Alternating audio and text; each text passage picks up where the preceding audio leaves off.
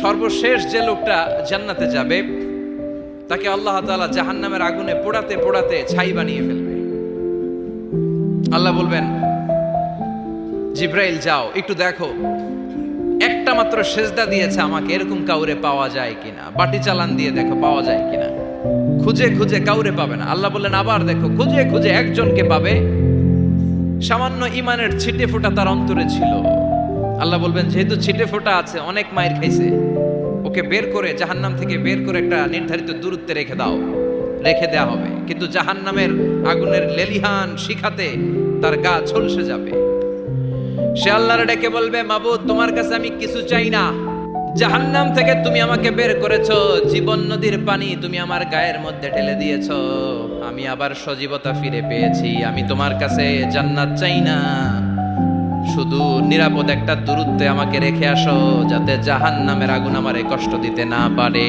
আল্লাহ, আমি কিন্তু তোমার কাছে জান্নাত চাই না। কি চাই না? জান্নাত চাই না, কিন্তু জাহান্নামের আগুন আমারে কষ্ট দিচ্ছে, এতটা দূরত্বে রাখো যাতে জাহান্নামের আগুন আমার গায়ে না লাগে। আল্লাহ বললেন, ওকে রাখবো, কিন্তু আমার সাথে একটা কন্ট্রাক্টে যেতে হবে, যে এটা তোমাকে দিলে তুমি আর নতুন করে কিছু চাবা না। সে বলবে আমি রাজি, কন্ট্রাক্ট হয়ে যাবে। আল্লাহ জিব্রাইলকে বলবেন, যাও এমন দূরত্বে রাখো যাতে জাহান্নামের আগুন ওরে কষ্ট না দেয়। রেখে আসা হবে, অনেক দিন সে ওখানে আনন্দে থাকবে, আল্লাহ শুকরিয়া করবে। সে মনে মনে বলবে, বেঁচে গিয়েছি, আমি বেঁচে গিয়েছি, জীবনে আর কিছু চাই না, জাহান্নাম থেকে আমি বেঁচে গিয়েছি। অনেকদিন থাকার পরে মনে মনে ভাববে, বাইসা তো গেছি, কিন্তু নতুন করে একটু ট্রাই করে দেখি, জাহান্নামের সৌন্দর্যের দৃশ্য একটু চোখ দিয়ে অবলোকন করা যায় কিনা। সে আল্লাহরে ডেকে বলবে, আল্লাহ ইনদি সুআল, আমার একটা ফরিয়াদ আছে। কি ফরিয়াদ? আল্লাহ আগেই বলে রাখি, আমি কিন্তু জান্নাতে যেতে চাই না।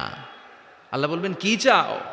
সে বলবে, আল্লাহ তোমার জান্নাতটা তুমি কত সুন্দর করে বানিয়েছো, আমি একটা নজর শুধু দেখতে চাই। জান্নাতের দরজার সামনে নিয়ে